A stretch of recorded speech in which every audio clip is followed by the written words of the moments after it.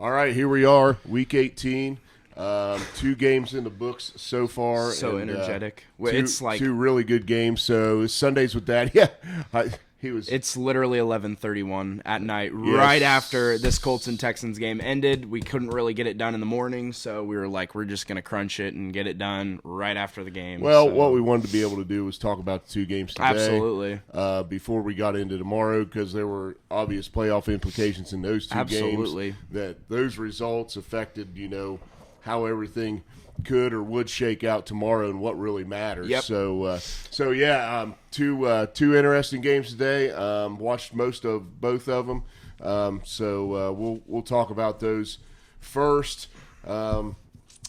I don't know if we have anything else to get into. Do we have any rant topics of basketball or college football? I've been kind of engrossed in football. We got our first snow of the year this year. Yeah, we did today in Ohio. That was wild. We got that. I went into my grandson's first basketball game of the season and watched little Zayner make some buckets. I watched his team win, and I come out, and it is like the snow is covered. That was crazy. It's coming down hard, and the roads were slick. So that was pretty nuts. So for all of you snow lovers, you got your first snow of the year. Yay. I'm not so much a fan. I love snow. I've got my beach gear on. That's where my wife Rachel is. Shout out to Rachel. She's down at the Salty Pelican, enjoying the Shameless beach down in Florida. So now booking good hot spring rates at the Salty Pelican down in Mexico Beach. There you go.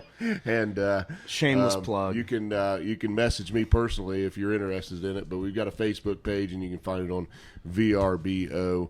Property number 3534448. Jeez, dude. How about that? More shameless plug. That was a shameless plug. That was a shameless freaking plug. So I had to come up with something to open the show with. That was all right. That was there you go. You got it. There you go. There we go. All right. Steelers and Ravens.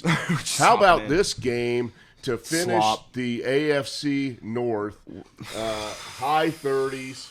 Just pouring rain the whole game. Just looked like absolutely miserable conditions. Honestly, I think nothing. Well, obviously this isn't the last AFC North game being played, as the Bengals and Browns still have a game tomorrow. But I will say that if there was a game to end off AFC North football, this was it. It was very sloppy. It was rainy. It was crappy conditions, and that's exactly what the AFC North loves. It's like they embraced that, right? Yeah, it was filthy, it was disgusting, and it was a game with multiple fumbles where defense kind of prevailed. It was a low-scoring game. It was just kind of crazy, and many fronts, I guess, and it was just, it's exactly what you expect out of a game like that. Yeah, I feel like, we both picked the Steelers to win. I expected the Steelers to win, but the conditions really tightened that up. Yeah, and made absolutely. it a little more difficult. And really, George Pickens had 0 targets in the game.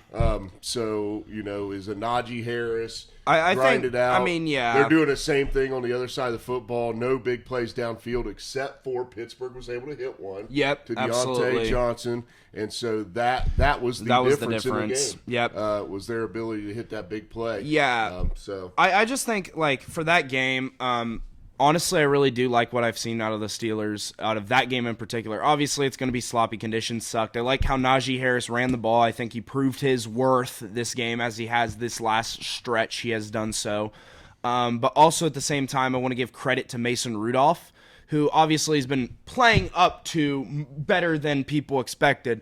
But this game, it's a sloppy game. You're not going to get a lot of big throwing deep plays. So he kind of kept it methodical, went 18 for 20 on the day, which is very efficient, very great. And for a game like that, that's exactly what you want. You want those just get completions, just get a couple yards, and hopefully you'll get a drive strung together right. Only real issue is we took a few sacks that we really shouldn't have, but other than that, I was fine with the result. Obviously, a dub is a dub, and now we just need a little bit of help. So. Well, the Ravens were playing quite a few starters on defense, so you had that going on, and again, the conditions are conducive to, hey, I'm not going to sling this wet ball down the field and take a chance. I'm probably just going to take the sack in some situations. But anyway, either way, concerning coming out of the game, T.J. Watt went down late in the game, calling it a potentially strained MCL. So obviously that would be huge if Pittsburgh is able to move on and gain a playoff berth for him to be healthy. Absolutely. For them to even have a chance. In my opinion, no TJ Watt, no chance. But I disagree with that sentiment. I really do like the direction the offense has been going in, but NFL playoff football is so different that you can really never know how good a team is until, in my opinion, you could never really know how good a team is until they hit the playoffs and play their first game. Because you go from, like something like this Texans-Colts game that we're about to talk about, and some of the stuff that happened in that game, you rarely see in the playoffs. It's a very different ball game, and even though this was technically a playoff game, it's a very different scene. For some, I don't really understand why, but it's just something awesome about the NFL where it's like the game just shifts like that the moment you get to the playoffs. Even in these winner-take-all games in Week 17 and Week 18, the shift is crazy. Yep. So, congrats to Steelers getting to 10 wins on the season. That's what I predicted at the beginning of the year, so I nailed it. And we've talked about it. If they didn't go through the Trubisky phase, could they have gotten to 11? They could have probably gotten to 12. They might have beat those Cardinals. Yeah. But, So, anyway, it's a weird. Steelers were just the weirdest team with what they did offensively and where they ended up record-wise. But they've developed into who they need to be now going into the playoffs. So it's always nobody wants to play the Steelers in the playoffs. And I think honestly, like, I'm just going to end off this with, like, I think the word for the AFC North this year, no matter what happens versus Browns and Bengals, was definitely adversity. Every team at every single point, I think it's the division that overcame the most adversity, from the Browns losing about 3 quarterbacks, Myles Garrett, Denzel Ward, just having multiple injuries around the board, to the Bengals losing their starting quarterback and having a couple injuries, a few very minor on the defensive end. And then just the Ravens started out the year very injured, and people actually forget that they had a big injury bug like they do basically entering every season. Yeah, J.K. Dobbins went down off the rip, and he started off pretty absolutely. good. But anyway, what really happens, though, is the healthiest team in this division usually has the most and that's success. What ended up happening, right? And Baltimore really at the end of the day. But overall, congratulations from Bengals to Ravens just for overcoming the adversity, at least somewhat. I mean, even the Ravens, how much adversity they had was nothing compared to the rest of the North, but at the same time, to face what they did and then become the 1 seed in the AFC was pretty dang impressive. So I just think overall, just great on the AFC North. I still think it's the best division in football, and I think it kind of proved itself this year because outside of the division, everybody was kind of killing each other or killing everybody else except for the Steelers, who kind of only won in the division. But either way, well, Bengals, five of their 8 losses in the division. So 8-3 outside of the division. Okay. So, all right. So that's it. Steelers, they are still awaiting their fate. Yep. They still need a loss from either the Bills or Jags to get into the playoffs. But the second game, the Texans and the Colts, was a win and in game. So essentially a playoff game. This was great. Week 18. This was great. Hats off to these 2 coaches, 2 first-year coaches. DeMeco Ryans, he's on the defensive side of things, came from the 49ers as defensive coordinator to the Texans. Yep. And Shane Steichen, offensive coach, does his own play calling, came from the Philadelphia Eagles, and I would say the Eagles kind of missing him this year. Absolutely. Comes over to the Colts. Neither one of these teams expected to be here. We talked about that a little bit coming in. But both of those coaches feel like, looks like to me they're doing a great job. They've got good culture. The teams are playing hard for these guys, and it really came down to the wire in this game. Absolutely. Man. So I watched it all. The Texans, their ability to make some big plays really won the football game for them. Yep. The Colts were bringing some pressure, and, they got some sacks, and they got to Stroud, but there were a couple times when he was able to get the ball off, and Nico Collins tracks the ball. I think he had over 170 yards receiving. A beautiful play on the first play of the offensive play of the game for the Texans, man. That was pretty good. Freaking Stroud just drops a dime right absolutely. in Nico Collins' arms, and they score. Credit right to the formation and the play call, though. Absolutely taking advantage of a weak they were in a max Indianapolis protect. secondary. Yep, got a man-to-man on the outside. Absolutely. I think Aikman was calling the game. He said they knew that was going to be their first play of the game on Thursday. Yeah, so that was a very, very, very good play call. Very good way to start out the game. Obviously, both teams fought tooth and nail. And if I want to give credit, obviously, I'm going to give credit to the Texans, the team actually in the playoffs. I think when we all came away from the draft, we came away with certain teams had won and certain teams have lost. And I think the Texans were on everybody's board as they won the draft. Because whether you like it or not, the ballsy moves to trade up for C.J. Stroud and Will Anderson Jr. is what made such an impact on this team, both offensively and defensively, as both of them are actually captains on that team already as rookies, which is very impressive.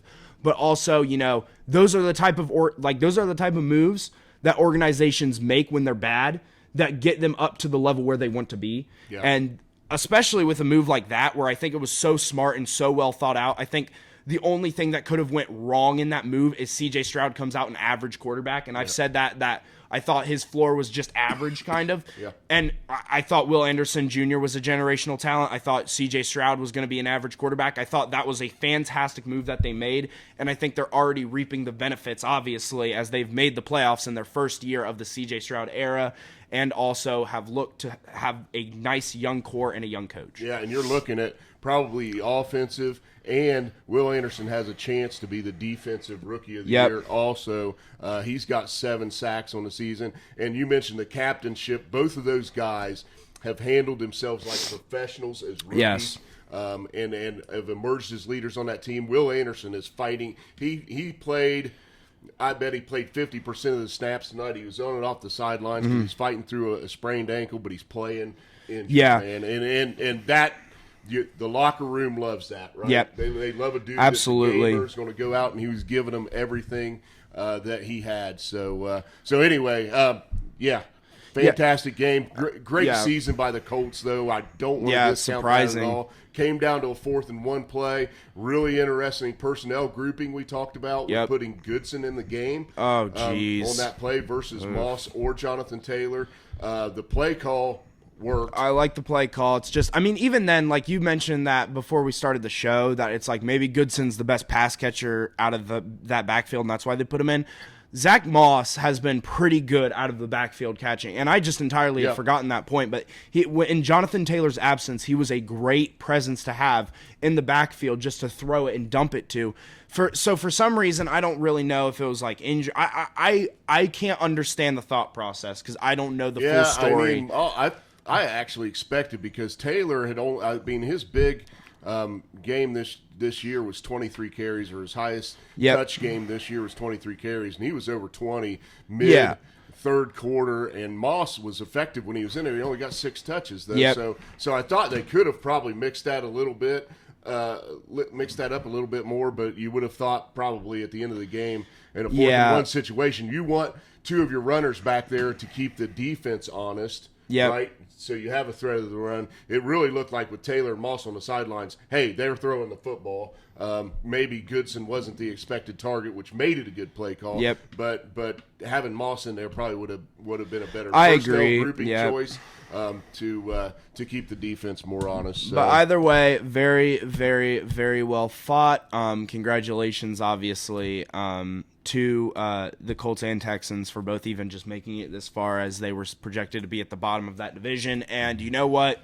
They've surprised us all, especially Indy. Gardner Minshew deserves a job. I think he proved that. Even though tonight he didn't have his best game, to lead a team to 9-8 after such a devastating injury at the beginning to your quarterback. And just coming off of a year where they went 4-12 or 4-13 the year before, to go and improve 5 games is so huge in the NFL, and I hope they continue to build off that, because I would love to see that team in the future.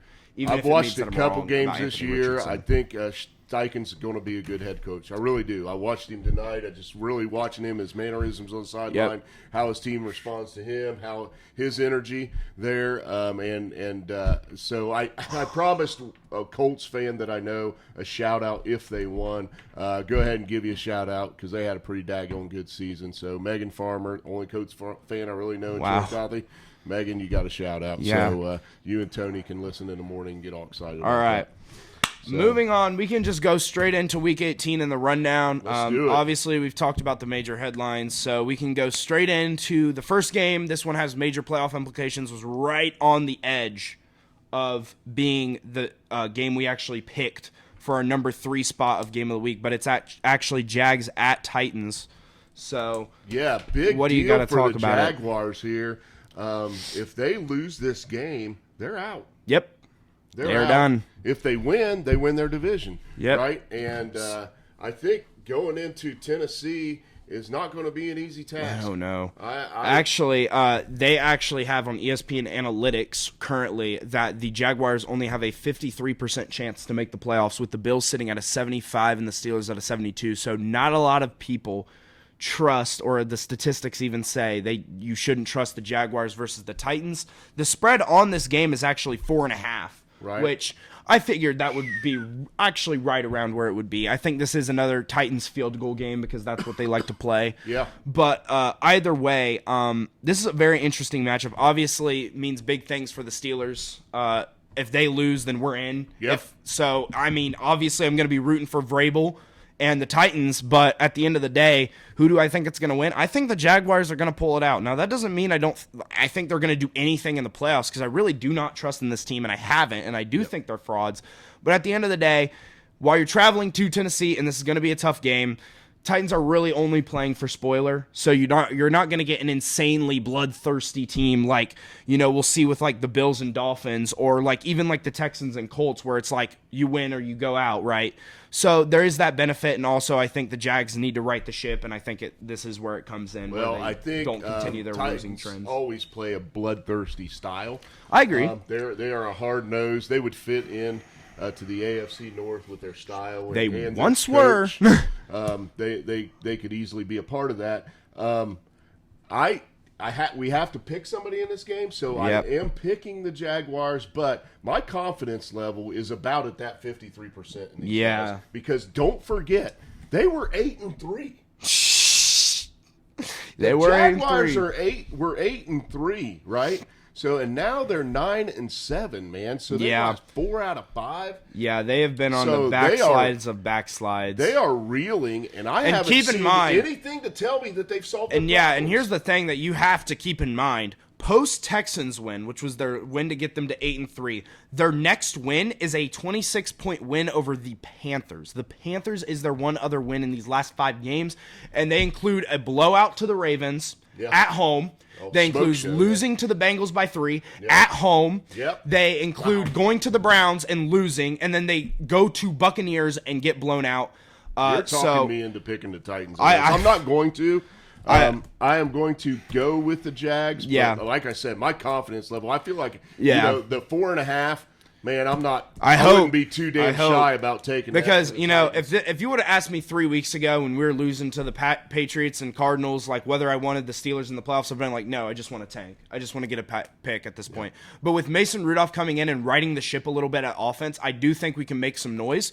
And now all of a sudden I'm like, okay, I'm actually wanting the Steelers to go to the playoffs finally. Yeah. And I really do hope the Jags lose, but I don't think it's going to happen. Okay. Moving on, of course, we have next up NFC North showdown. Lions are just kind of playing for seeding.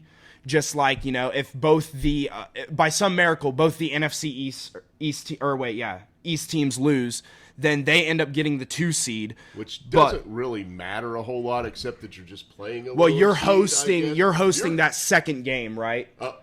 You're hosting that second game compared to going to Philly or Dallas, which if they win. Yep. But either way, on top of that, though, they have to play the Vikings, who are just playing for the playoffs. They're one of a scenario team, as my dad has told me. Yeah, I think they need about 700 things to happen. I wrote down some simple ones, and theirs wasn't simple. So there was a lot of stuff that needs to happen. So This one, since the Lions are playing their starters, and at least they will for some part of this game, and they're at home, something to play for that matters, and they really want. I know that Dan Campbell is just bloodthirsty for it. Yep. We've used that term a couple times already. For a playoff run. Not satisfied with being in, not satisfied with winning the division. So I'm sure he wants to position his team as good as possible. And for that reason, I'm going to take the Lions. I'm also taking the Lions. Currently sitting at 3-2 in their division. They split with the Bears and the Packers. So unless they split with the Vikings, obviously, they're going to have a winning record in their division, which is pretty solid. In a division that their worst team is guaranteed to finish with at least 7 wins, which is very, very impressive. Yeah. But either way, they met 2 weeks ago, actually. This game was played at Minnesota, and the Lions were able to pull it out. And I'm going to just say at home, just a repeat scenario. You know, they're coming off a Cowboys win or a loss where they were kind of like, maybe hosed, maybe you can talk about ignorance and play calling, whatever you want to call it. At the end of the day, that one up last year. At the end of the day, they're hungry right now, and they want it, right? Well, they went on the road against a very good NFC team and was right there in the game. You know, regardless of what happened at the end, they had a chance to win. Yeah, and all of a sudden, I think the Lions are sneaking in and maybe taking a couple percentage points from those Eagles, from what I said at the beginning of the year, and maybe got like a 2% chance to make the Super Bowl. I would love to see it, but like, who knows? Yeah. Either way, I am taking the Lions, and that's basically it. So this game actually wins the Irrelevance Award, like literally the most irrelevant game this week. The Jets play at the Patriots, literally playing for nothing. Is Aaron Rodgers starting? Or? Probably not, and who cares if he is? It cracks me up how he's on Pat McAfee every single stinking day. I mean, Anyway, Jets at Patriots. I don't care. I don't know. I can flip a coin. Christ. Who's starting at quarterback for them now? Bailey Zappi versus the Jets. Zach Wilson. No, who cares? Tim. Okay. Who you taking? I'm taking the Patriots at home.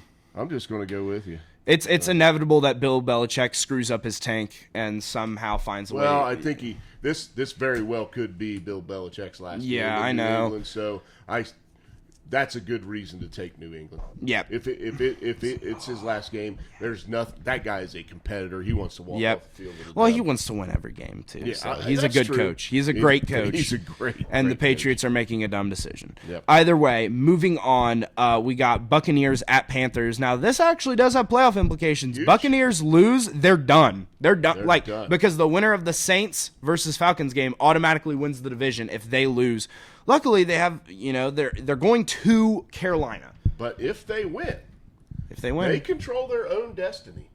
They win the division if they win, and they are in the playoffs if they win. Absolutely. They are in complete control. And scheduling couldn't have fallen any better for them because they play the Panthers.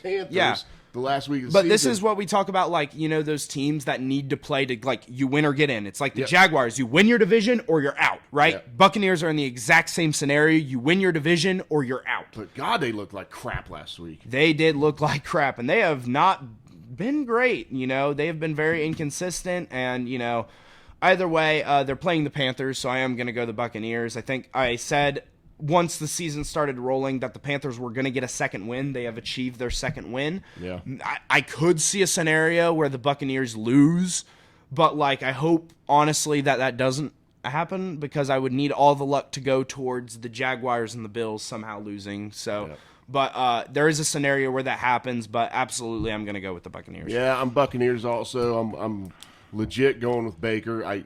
As much as most Ohio State fans can't stand him. I think he's a gamer. I appreciate what he brings to the game. I do too. I do too. And we need more football players like that. If he could win a game in the playoffs, maybe they bring back some of those funny ass commercials that he was doing, where he was living in the stadium. That was funny. So those are great. Yeah, luckily for them, no matter win, lose, or draw, the winner of this division gets the epic luxury to play either the Cowboys or the Eagles. So good luck with that one. Yeah. Yeah, not fun. Either way, moving on, We have up next Browns versus Bengals. Nobody's really playing for anything. The Browns are locked in on their seed. The Bengals have been eliminated. But obviously, players are going to play for contracts and money and stats. And Trey Hendrickson, is he healthy, right? He's healthy? He's playing, man. Yeah, so then 3 sacks. He needs 3 sacks to get to 20, and he needs 2.5 sacks to beat TJ Watt for the title this year. So good luck to him. Man, what a great season. He has had a very nice season. That defense in general has been very solid. And, obviously just a consistency across the board. Personally, for this game, I am going with the Bengals because the Browns are starting literally somebody you've never heard of in your entire life at quarterback, and then I'm wondering what happened to DTR, what happened to Walker. DTR is hurt. I know that, but Walker, they probably need to keep as a legit backup in the playoffs. I guess, so I think that's why he's not playing, and that's why they're putting Jeff Driscoll out. This will be their 5th starting quarterback. This will be the most starting quarterbacks for a team to ever make the playoffs, actually. Yeah. So I want to give a couple shout-outs on this game because I went down to almost every Bengals home game this year. Got to enjoy them with my very good friend, brother from another mother, Kevin North, and his son Peyton. Made some trips down to Cincy and had great times this year. Kenny Wheeler Jr., got to see you down there almost every time we were down there, so that was awesome. Shout out to the Overleys and the Stranges. Tailgating with Joe Burrow's fans. That's crazy. It was just great. Wonderful season. Looking forward to doing it again next year. Absolutely. So shout out to all my Bengals buddies. Who are you taking? And I'm going to take the Bengals. Good. Me too. Absolutely. I'm going to go with the Bengals. I do think the Browns are going to rest just about everybody and try to get themselves ready and as healthy as possible for this playoff run. And they got a chance, guys. Yep. I mean, that defense is legit, and it's going to keep you in games. And so we'll see what they got come playoff time. But I'll take the Bengals in this one. All right, next up we have the Cowboys at the Commanders. Honestly, this game really isn't worth talking about. The Commanders have been on a historically bad backslide, in my opinion. Yep. Started out the year, 2-0, and then now over their past 14 games have gone 2-12. Mm-hmm. So fun times for them in Washington, and obviously they're still a mess organizational-wise in terms of team building. There's rumors about they're going to fire Riverboat Ron. There's rumors that they didn't fire him after the Dallas game because it was his birthday. How nice. Very kind, I guess. Yeah. I mean, Dan Snyder would have... Snyder era is over. Dan Snyder would have just literally kicked him to the curb and curb stomped him. But if he could have put him on a cross outside of the stadium. Yeah, but either way, the Cowboys are going to be playing their starters. They are playing for something. They're playing for the division. They win, they get it. They lose, they don't. They Simple as their that. Own destiny for sure. So, I'm going to take the Cowboys just because, last time they played, it was 45-10. Yep. And nothing has really changed that much for either team up to this point, other than maybe that. No, nothing has changed. Yeah, just give me the Cowboys. Yeah, I'm going to take the Cowboys too, and you've covered most of it, so I don't think there's anything to talk much more about it. But other than the fact that I don't know when we're going to talk about them, but the Eagles are kind of reeling right now, and that's why Dallas controls their own destiny. Is because the Eagles had the bad loss against the Cardinals, which, by the way, the Cowboys lost to as well. Yep, but. Anyway, Cowboys, Commanders, give me the boys. Yep. Going to win a division now. Now let's see. Let's see if they can do anything in the playoffs. Yep. All right, and coming up next here, we have the Broncos at the Raiders. Now, this is a very interesting matchup because initially on paper, you'd be like, both these teams are eliminated. This is just kind of like play a game to win a game, right? Mm-hmm. Well, actually, this, I think, has actually some big implications for Antonio Pierce on that Raiders sideline. And I think that, he's sitting there all week and he's like, I need to win this game because if I win this game, then I stick with my job. Hopefully. That being said, he's going up against Jared Stidham still because the Broncos are intent on sack and wrestle, dude. Which, by the way to make yourselves public enemy number one for the players' organization, who has already been at their door knocking. Like, okay, you guys are doing some unsavory practices or to our players, part of our organization, especially with Russ, and it's like we don't like that. They've been knocking at the door, and I'm guessing that free agent flow to them is going to be a little bit weakened over the next couple of years unless they right that ship, which I doubt they can. Well, you know what's funny about that, too, is that makes the Sean Payton era even more perilous because who really wants to go play for this guy right now? No, nobody. I mean, because there are scenarios where you kind of want to go and you might set up things and go play with your guy. Yeah. I don't see him as a player's coach and a very popular dude at all across the players in this league. So, yeah. I think he kind of ruined his reputation this year just at the start and then going forward. But I will say that you can't really blame him for the benching of Russ. That is an organizational decision they were literally like, hey, you bench Russ, even when they had a playoff shot. I mean, it's honestly... We don't know. We don't know what his we do know. conversation- We do. We we do don't know. what his We do piece know. was in that. We I do know. disagree. We do know. So We there's do know. There's been something between those two guys all year.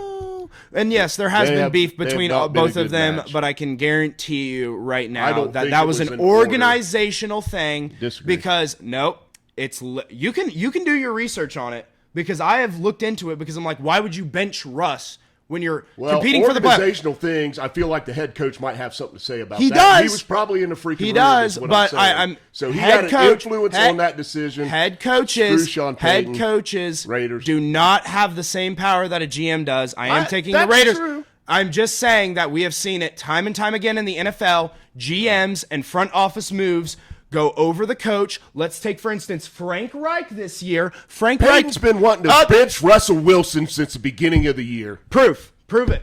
And by the way, I'm just going to say this as my point. Frank Reich wanted to draft CJ. Out in the media Can before you the season. let me finish? Because Prove it.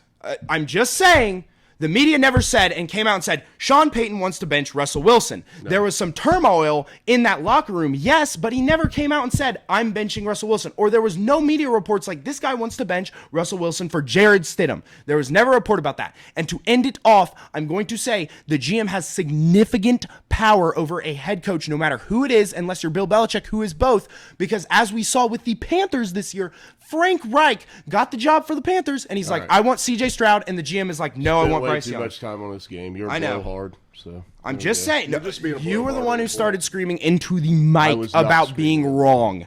Okay. Anyway, moving on. We have the Eagles at the Giants. I think you're letting your hatred get in the way, and I think you need to calm down and be zen. Anyway, calm down, high voice, Mr. High Voice over there. Says the guy who's this close to the mic, screaming at me while I'm trying to finish my statement.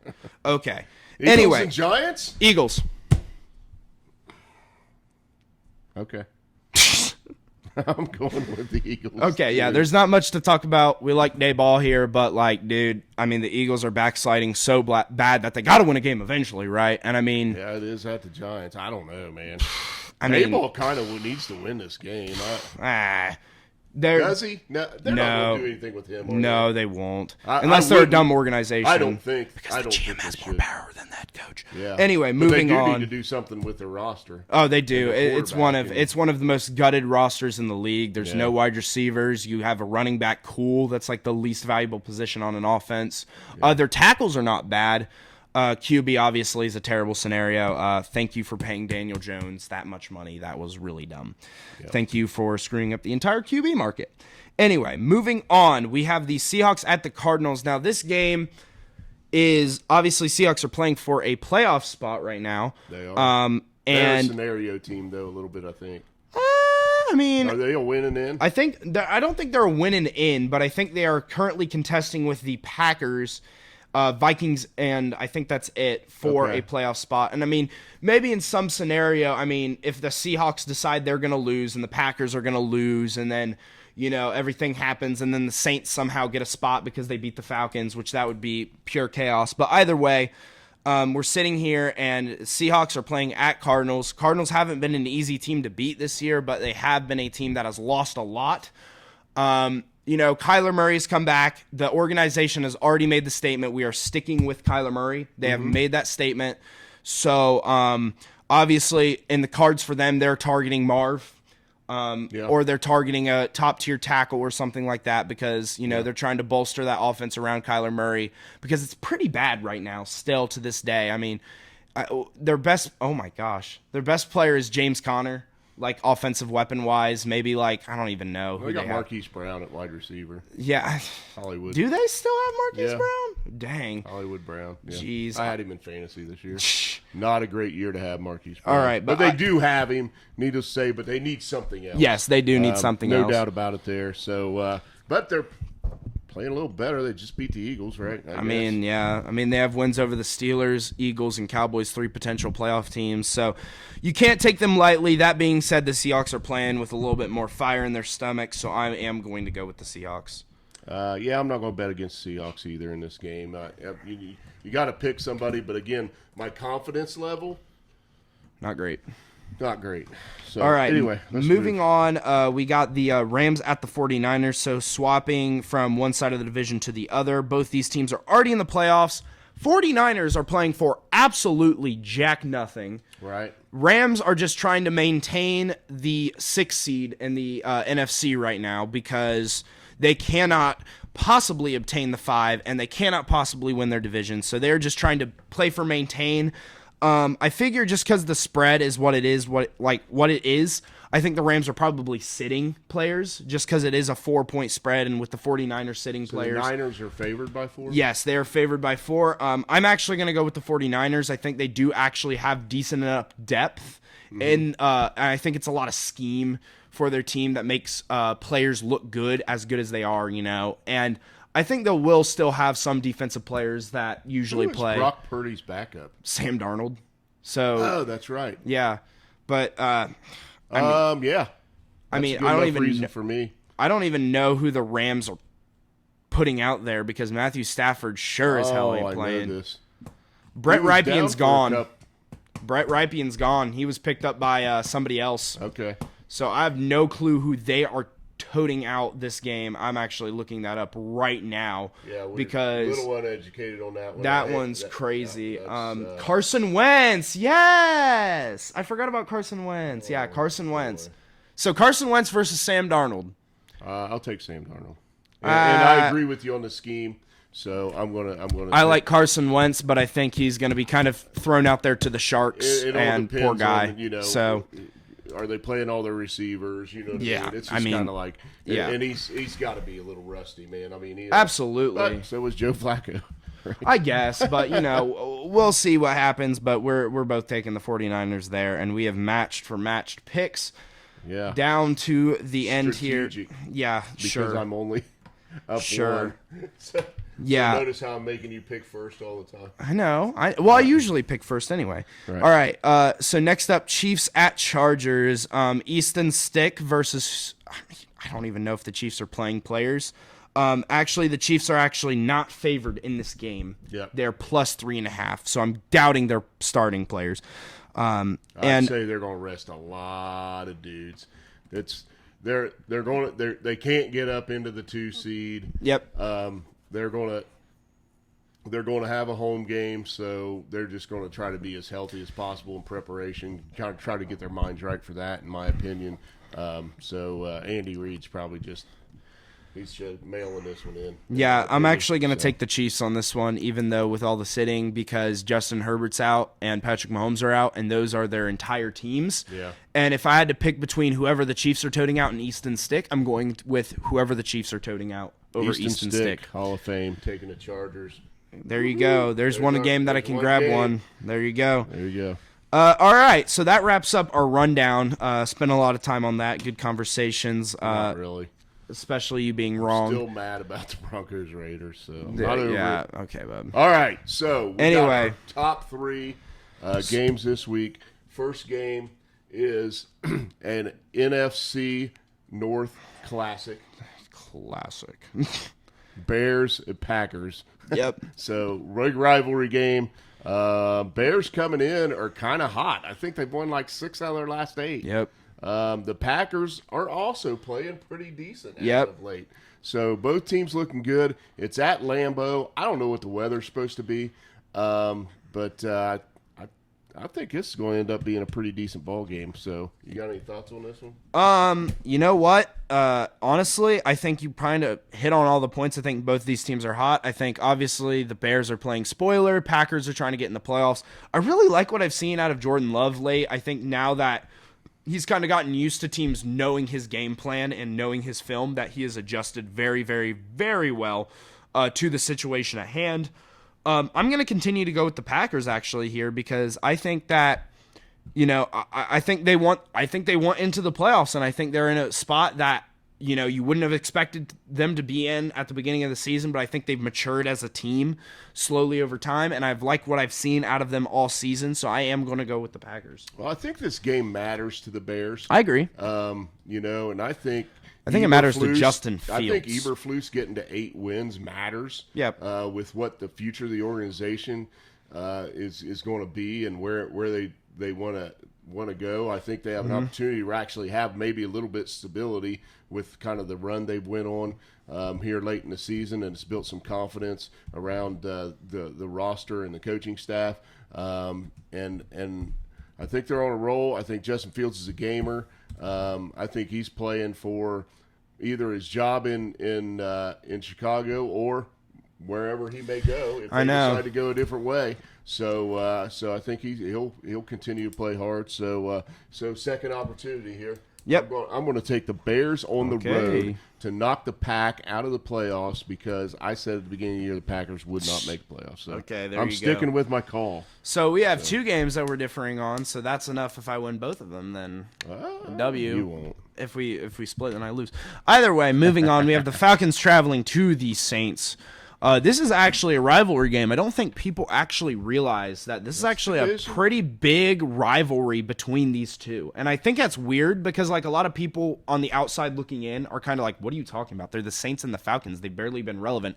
But to these two teams, they're like the 2 poor kids fighting over a freaking scrap of bread. I mean, that is literally what the motto of these organizations have been. And as the Saints have kind of ascended with Drew Brees, the Falcons have just kind of been on this path with Matt Ryan and all the junk. After the Matt Ryan implosion in the Super Bowl, they have just never been the same. And I they've gotten a little bit better this year, but then again, that's without using their talent. Their head coach is might be for his job from what people are saying. We both think Dennis Allen's a bad coach. We think this is just a crappy matchup, but at the end of the day, both these teams are sitting on the outside of the playoffs looking in. They want to get in. They want to fight for it. Obviously, this is a rival game. They want to kill each other.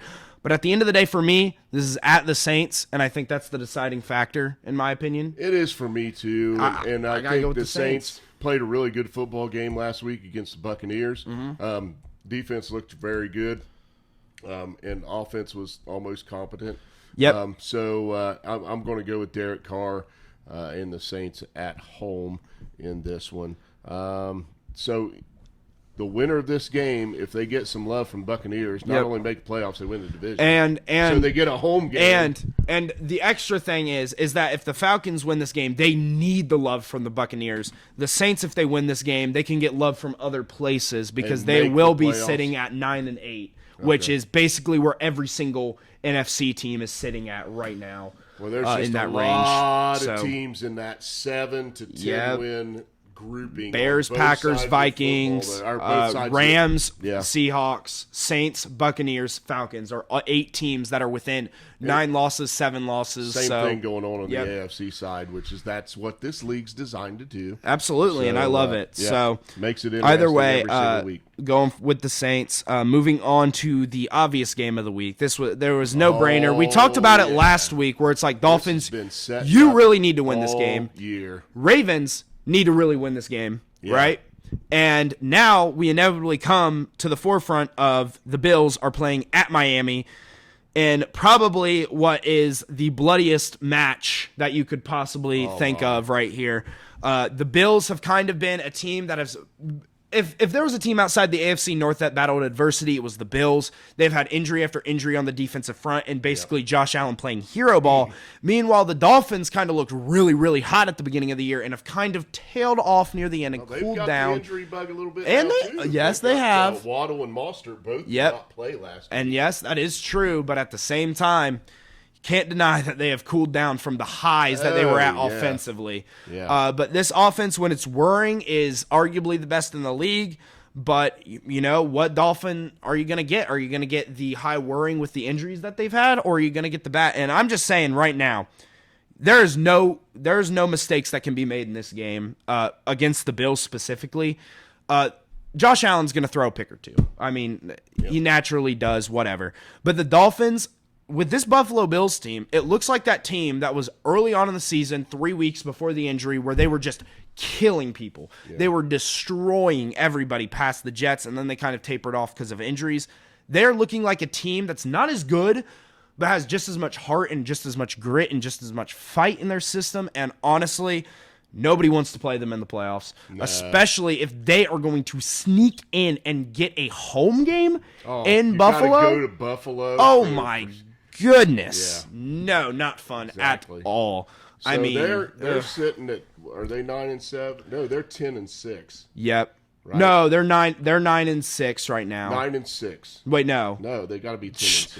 They're 9-7. That's what they are. No, they're not. They're 9-7. They're 10-6. Let's look at Oh, wow, they are 10-6. Oh yeah, because the Dolphins are 11-5. Thank you. I'll take the loss. That's all right. But you did lose on that Peyton argument, by the way. They're 10-6. But they lose this game, they could be out. Yep. Like if they lose and they need some help. They are in the historically great position to the point where they get to know by Monday night. Yeah. They get to know, are they in if they lose? Yeah. Or are they in if they win, basically? I don't think there's any doubt in my mind because of the fact that they could get that home game in Buffalo and get this thing rolling in the playoffs. Yeah. You're just going to get a full dose of everything the Buffalo Bills have. Yeah. And so I'm going to pick first. If this game was in Buffalo, absolute no-brainer. I'd almost call it a potential blowout. It's in Miami, though. But these Miami Dolphins, I know they're 11-5, but, man, when you look through the wins – Not great. Not great. Most of the tough teams that they played, they haven't got the dubs against. Yep. And we talked about the injury bug on the offensive side. Man, they lost Bradley Chubb last week. That's the heart of that defense. Yep. That is the heart of that defense, and for that reason, I think both teams fully healthy. Man, this is one hell of a game. I agree. With some key injuries on the Dolphins side, I got to go Bills and yeah, I think you touched on the points pretty much that I was going to go with. I am going with the Bills, but I think the one thing that I will say that is huge for Buffalo is that this game is Sunday night. So this game is a late night game. They don't have to deal with the Miami advantage of having the sun in their eyes constantly, which is a thing. It's stupid, but it is a thing in Miami. So they have that added bonus that they don't have to deal with the really hard part of Hard Rock. Mm-hmm. But I will say that even if they had that, I would still be pretty confident in the Bills. I just think they're hungrier than a lot of teams right now, and I think we've seen that, as the season has gone on with certain teams like the Rams and, the Bills, and there have been teams that have had to battle through that, Browns, that are just hungrier than other teams, and I think that's what this comes down to, and that's why I'm taking the Bills. Well, I think Josh Allen, you talk about him playing hero ball, but Josh Allen is an absolute gamer. I mentioned that, said that about Baker, but he's a gamer with some serious skill set, man. And Project quarterback. I just feel like he is just – he's going to put this offense on his shoulders. Yep. And he's going to do everything he can to ball out. I think you'll see him running the football. I think you know what I mean? Because he can do it with his legs. He's a big physical dude. I think you'll see him pushing the ball downfield aggressively. Yep. Throwing those lasers into tight windows. So I'm looking forward to this game, actually, and seeing how big a role these Bills might be getting on going into the playoffs. Yep.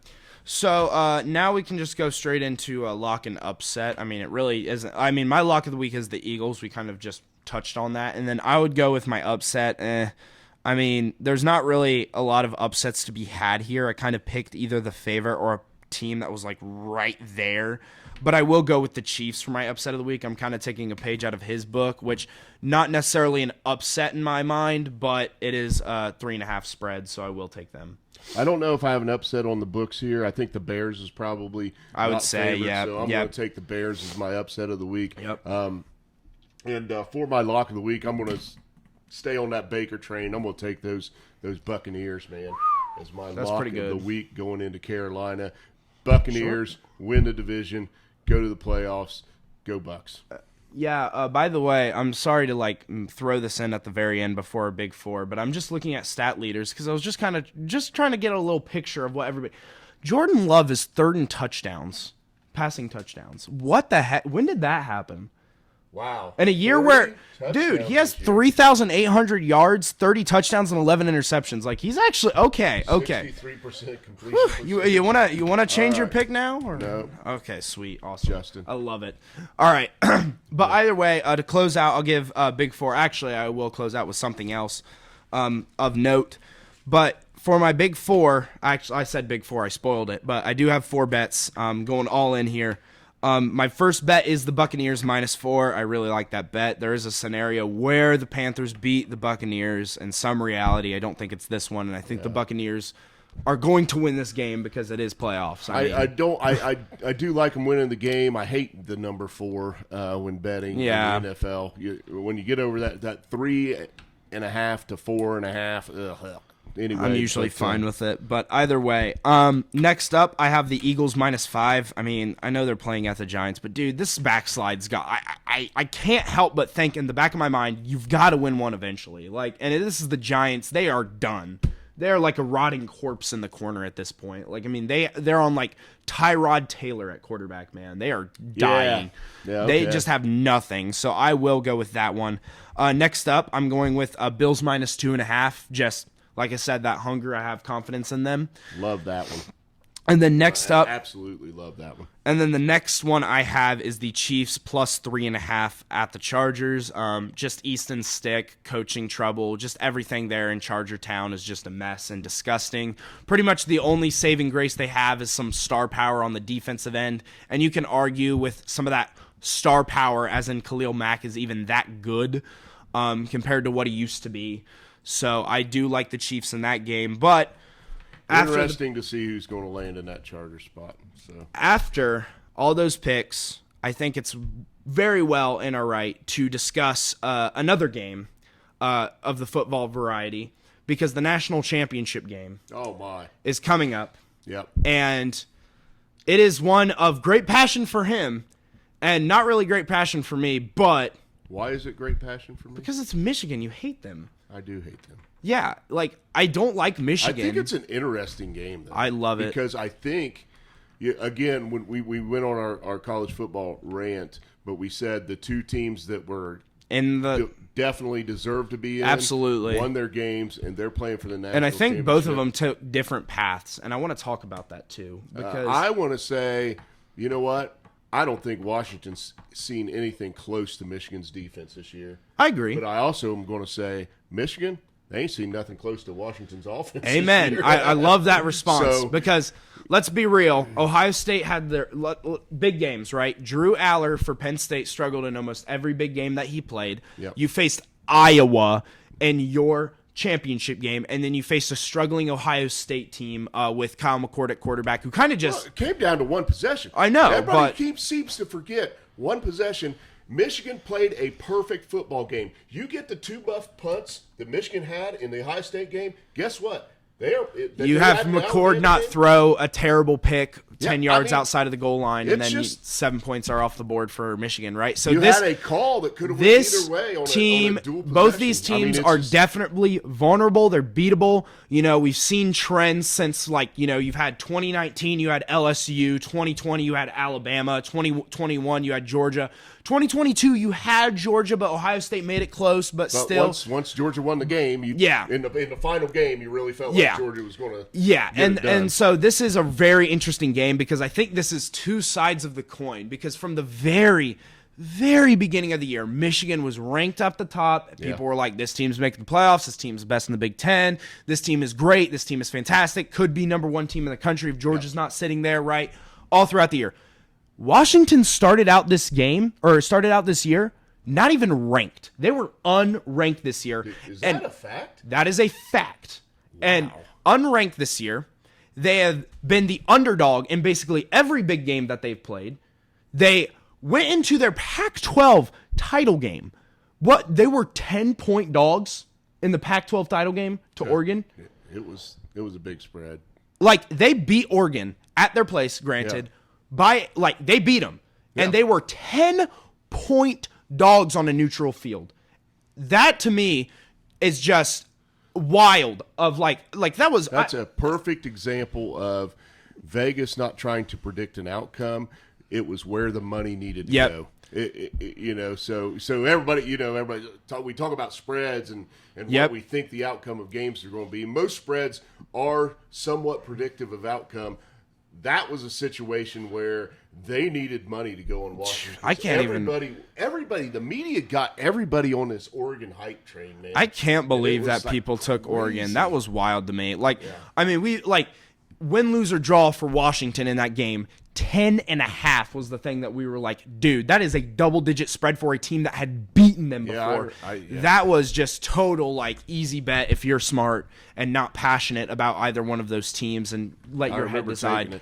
Yeah, but either way, I do want to say both these teams, congratulations. Both have taken very different paths. I think we can finally say, especially with the win in a bowl game, that Michigan is finally back. I don't care that they've made the playoffs or beaten Ohio State, whatever. Finally won a bowl game. Yep. That's what I was looking for. They proved that they can win in the playoffs, even if it was sloppy. Washington, congratulations. You've been the underdog all year. You were not favored against Texas. You were not favored against both games against Oregon. And now you are not favored against Michigan. And my message to them is show them. Yep. Show them who you are. And dude, trust me, I will be a great Washington fan on Monday because I root for the dog no matter what, and I don't particularly like Michigan. So I will be rooting for that dog, and I really, really hope Washington gets it done, especially because I've been following Penix since he was at Indiana. Yeah, so it's very entertaining. I've heard some Ohio State fans say not rooting for Michigan, but they want Michigan to win because it more legitimizes your team. That is the dumbest thing. You guys lost your bowl game. We lost. We lost the Michigan game. And you lost your bowl game. It is what it is, right? So anyway, so I'm not rooting for Michigan to legitimize. And honestly, it's an all Big Ten final now. Yeah. The way we're one game away from Washington being in the Big Ten. Yeah. So they're kind of a part of us. So yeah, I think if I had to pick the game, I would pick Michigan. Mm-hmm. If I had to pick the game. Who do I want to win? Yeah, I'm good with Washington getting it. You know what? I am going to say that Washington wins it. I root for the dog, and you know what? For some reason, I really do think, and I hate to say it, but I really think that Michigan hasn't been prepared for an offense of this stature. Mm-hmm. And as good as their defense is that I really do not trust them, especially after that Alabama game. I get Alabama's defense is great, but dude. Here's why I like Michigan. It's not because of their defense. It's because of their offense versus they have Washington's the ability. Defense, and I think they will 6-yard, 2-yard, 3-yard you, third and 3, go on fourth down, and eat huge chunks of the clock and keep Washington's offense off the field. That's why I think they would win, is they're going to end up keeping Washington in the 20s on the scoring side of things, and Michigan will score the football against this Washington defense, I think. So that's why I say it, but that being said, I hope things go the Huskies' way. Yeah, and also just for note, I'm looking up Big Ten bowl game. If Michigan loses, the Big Ten finishes flat even in the bowl game scene, which – say what you will between their matchups. I mean, Minnesota matched up against a MAC school, and frickin' Utah had literally nobody at quarterback versus Northwestern. But overall, I mean, this conference has been very suspect. Win is Rutgers. Absolutely. I mean, Rutgers beating Miami. That was it. I mean, it's been Michigan beating Alabama, of course, but yeah, sure. But either way, I'm very interested to see this game. I feel like we're watching one of those scenarios where it's like the number one offense versus the number one defense. Obviously, that's not particularly true, but it feels like it that way, and I'm very excited to see it. And I think, like you said, it will come down to how well does Michigan's offense play in the moment. But I don't know, man. I still don't trust Harbaugh in those bowl games, even after that Alabama win. But either way, that's the only reason I'm picking Washington, and it's also some bias, obviously. But shout out Allred. Hope your team gets the dub. There you go. Give you some Chris Allred. Every single show. Rod Spencer. I got all kinds of people. Brian Sitko. There's people all over my world because our corporate offices are in Seattle, Washington area. So I got all kinds of Husky fans have texted me. You are rooting for the Huskies, right? Because you hate Michigan, right? You know what I mean? So yeah. So anyway, a bunch of Husky fans. Good luck to you. I'm not going to say anything positive about Michigan. I just can't. No, that's fair. That's anyway, fair. So the show's Sundays with Dad, man. Yep.